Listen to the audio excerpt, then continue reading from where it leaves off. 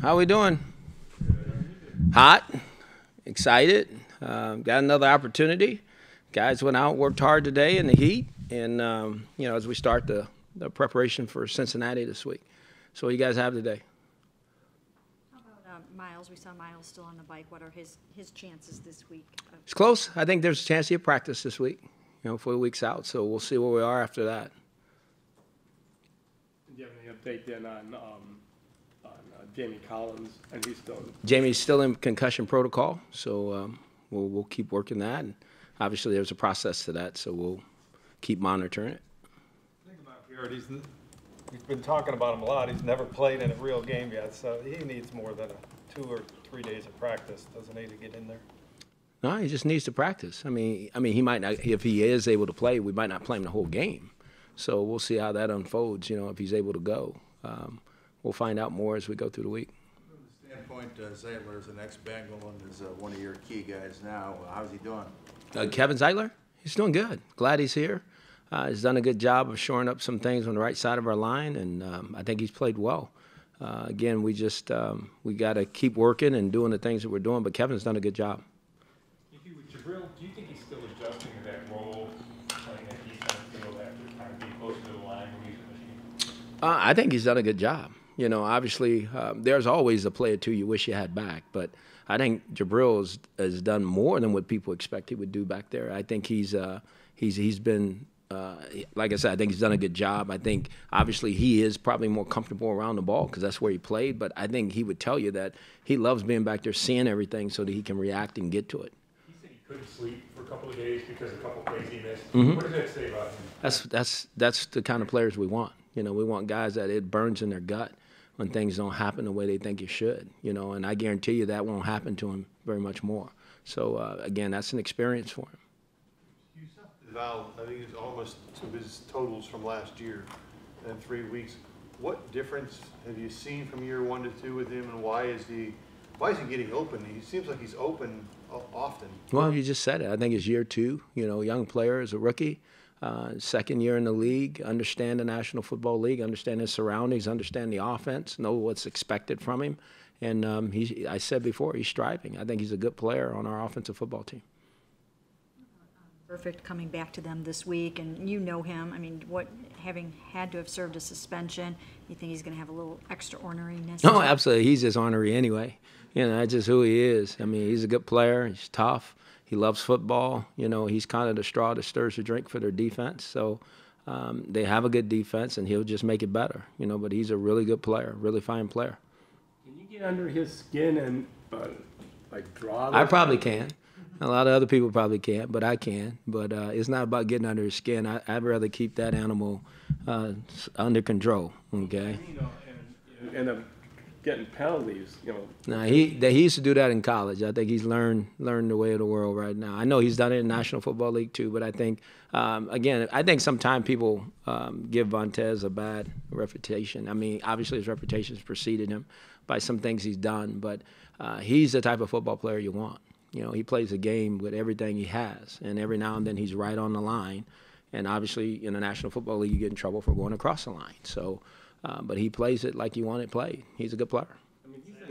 Go ahead. You say that even with what happened in that playoff game? That's over and done with. It is what it is. It's over and done with, and they've moved on. I've moved on, and here we go. You think just not him specifically, but some guys with that reputation, do you think they sometimes are unfairly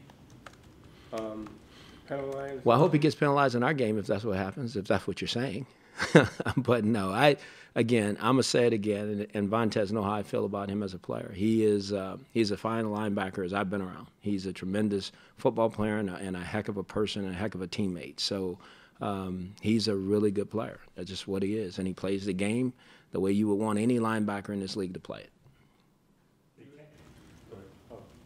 Going back and looking at Jordan Leslie's catch, what did you think of that? I thought it was phenomenal. It should have made SportsCenter. Yeah, it's me.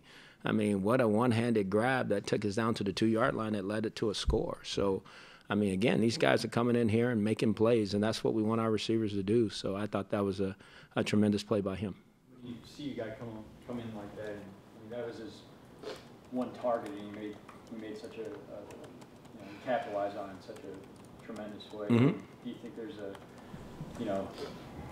arrows up for him and possibility for more involvement? We'll see. I mean, obviously, that wasn't the only time we targeted him. It's just the only time the ball ended up going there. So sometimes you target guys, the ball just don't make it over there for different reasons. So if a guy's out here and he's dressed and he's on our 46 and they're out there, they're going to have an opportunity to go in and compete and help us. So, and that's what he did last week.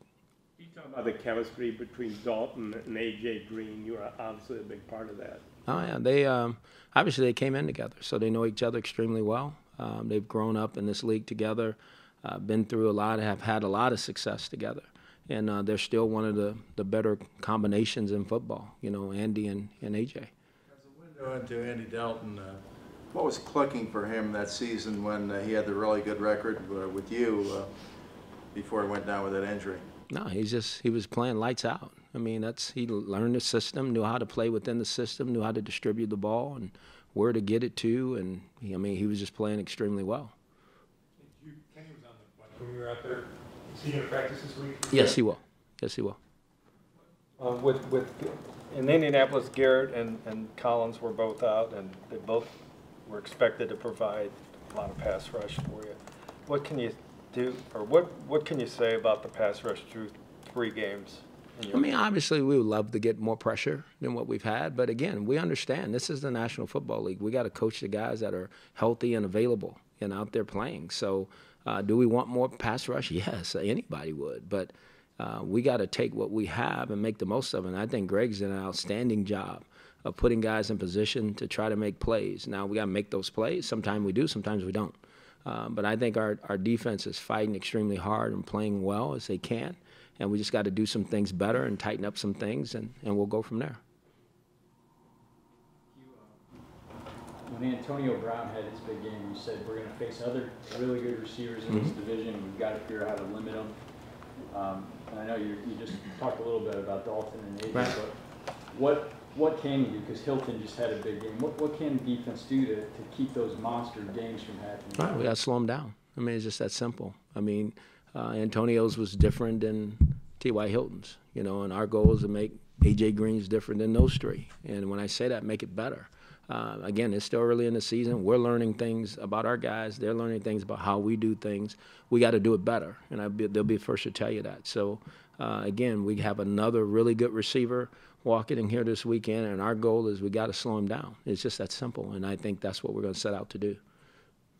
You guys defensively played really well in the second half of all 3 games. I think you got up 13 points.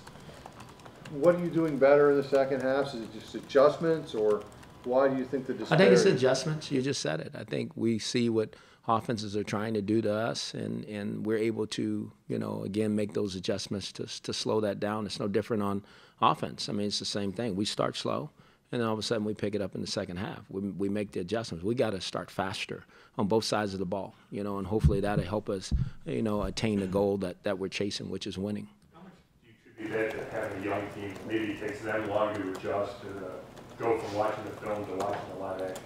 I'm not going to make an excuse. I think you guys know me well enough. I put that square on myself and our staff. We got to do everything we can to put them in the best possible positions to have success. And we truly believe we're doing that. But we have to go back and look and make sure that everything we're doing is for the success of our players. And I know we do. And sometimes it just don't go your way. I think we know that, and then you make the adjustments and then here you come. But trust me, if we can flip second halves for first halves, we'll do that any day, but keep the second halves that we've been having. So we'll continue to work through it.